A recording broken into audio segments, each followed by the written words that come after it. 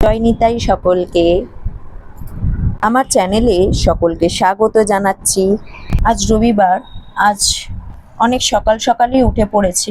সকালবেলায় উঠে পড়েই আমার প্রথম কাজ হচ্ছে চড়িসুধা পাঠ করা। তো সেই চড়িসুধা আমি ঘুম থেকে উঠেই পাঠ করে নিচ্ছি। আমি প্রচণ্ড দুলে দুলে পড়তে ভালোবাসি, তাই দুলে দুলেই পড়া শেষ করলাম। তারপর ঠাকুর প্রণাম করে বিছানাটাকে তাড়াতাড়ি করে গুছিয়ে ফেললাম, কারণ বিছানা অগোছালো থাকলে মনটাও ভালো লাগে না। যাই হোক, বিছানাটা সবসময় গুছিয়ে রাখতে হয়। তো আজ রবিবার অনেক কাজ রয়েছে, তাড়াতাড়ি ব্রাশ করে নিলাম। করেই আমার হচ্ছে স্পেশাল হচ্ছে আগে চা খেতে হবে। চা ছাড়া আমি বাঁচবো না। মোট কথা চা হচ্ছে আমার কাছে সবার আগে। তো যেভাবেই হোক আমি এই বাটি করে চা খেতে প্রচণ্ড ভালোবাসি। এটা আমার খুব ছোটবেলার অভ্যাস একদম। সেই ছোট থেকে আমি এখনো বাটি করেই চা খাই। অন্য কোথাও কেউ চা খেতে দিলে সেই চা খেয়ে আমার তৃপ্তি হয় না, আমার বাটি করে চা খেয়ে যা তৃপ্তিটা হয়। যাই হোক, যথারীতি ঘরটা মুছে ফেললাম। আজকে অনেক কাজ রয়েছে, কারণ রবিবার সবাই হাপিত্যেশ করে বসে থাকে যে আমি রান্নাটা করব, কারণ আমার সময় থাকে না, সেই জন্য আমি রান্না করতে পারি না। যাই হোক, স্নান টান করে নিলাম, এবার রান্না করতে লেগে গেলাম। তো আজকে ভেবেছিলাম একটুখানি মিক্সড ফ্রাইড রাইস আর চিলি চিকেন করব। তার আগে টিফিনটাও করে ফেলেছিলাম। টিফিন আমি খেয়েছিলাম ব্রেড বাটার, এটা খেতে আমি খুব ভালোবাসি। আর দেওরের জন্য বানিয়েছিলাম মিক্সড চাউমিন। পরিষ্কার ওকে বলেই দিয়েছিলাম, দেখ বেশি করে চাউমিনটা খেয়ে নে, কারণ আমি রান্না করতে অনেকটাই সময় লাগবে। যাই হোক, কথা বলতে বলতে চিকেনটা ভেজে ফেলেছি। তার আগে ক্যাপসিকাম, বিনস, গাজর এগুলোও সব ভেজে ফেলেছি। এরপরে ডিমটাকে তাড়াতাড়ি ভেজে ফেললাম, ওর মধ্যে একটু নুন আর গোলমরিচও দিয়ে দিয়েছিলাম। ডিম ভাজার গন্ধটা আমার ভীষণ ভালো লাগে। যাই হোক, ডিমটা ভাজা হয়ে গেছে। এরপর কড়াইটা ধুয়ে আবার কড়াইয়ের মধ্যে চিংড়ি মাছগুলো দিয়ে দিই। ওইদিকে চিকেনটা আমি ধুয়ে ভিনিগারে ভিজিয়ে রেখেছিলাম।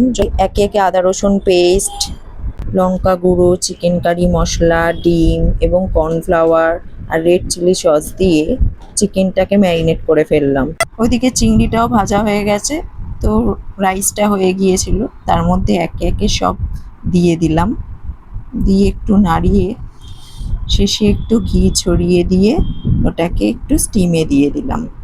সপ্তাহে ওই একদিন করেই আমি একটু রান্না করি, সব সময় সুযোগ পাই না। সুযোগ পেলেও করতে ইচ্ছা করে না, সত্যি কথা বলতে। একটু কুঁড়ে আছি আমি। আমার বাড়ির লোক হাপিত্যেশ করে বসে থাকে কবে রবিবারটা আসবে আমি রান্নাটা করব। যাই হোক, তোমাদের সাথে গল্প করতে করতে রাইসটা হয়ে গেছে। আমি একটু চিনি দিয়ে দিলাম, আর একটু ওপর থেকে লেবুর রসও আমি একটু নিংড়ে দিলাম। রবিবারের খাওয়া দাওয়াটা ভালো না হলে মনটা কেমন করে। যাই হোক, মোটামুটি রাইসটা রেডি। এবার চিলি চিকেন করার জন্য যথারীতি আমি কড়াইতে তেল দিয়ে আবার পকোড়াগুলো ভাজতে লেগে গেলাম। মাঝে মাঝে এক একটা তুলে খাচ্ছিলাম। পকোড়া খেতে আমার ভীষণ ভালো লাগে। আমি বিয়ে বাড়ি যাই পকোড়া খাবার জন্যই। পকোড়া ভাজার গন্ধে রান্নাঘরটা পুরো মো মো করছে। আহা হা। তারপরে গ্রেভিটা করার জন্য কড়াইতে যথারীতি পেঁয়াজ, ক্যাপসিকাম, টমেটো এগুলো সব একে একে দিয়ে দিলাম। রান্না করার সময় আমি একটু ধৈর্য নিয়ে ধীরে ধীরে কাজটা করি, যাতে খাবারটা খুব সুস্বাদু হয়, চেষ্টা করি আমি। এরপর আদা রসুন পেস্টটাও একটু দিয়ে দিলাম, ভালো করে নাড়াচাড়া করে নিচ্ছি। এরপর কাঁচা লঙ্কা দিয়ে দিলাম।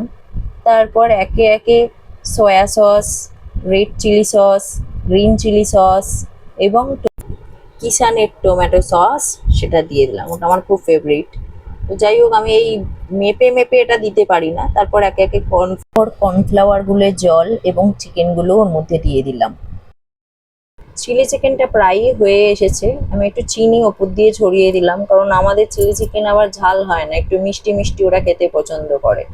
যতই সস দিই না কেন বলে মিষ্টি হয়নি, তাই বেশি করে আমি সসটাও দিলাম, একটু চিনিও দিলাম। আজকে আমাদের চিলি চিকেন আর মিক্স ফ্রাইড রাইস রেডি। আজকের ব্লগটা কেমন লাগলো তোমরা কমেন্ট করে জানিও, ভিডিওটা লাইক করে দিও, সাবস্ক্রাইব করতে ভুলো না কিন্তু। আজকের মতো জয় নিতাই, ভালো থেকো।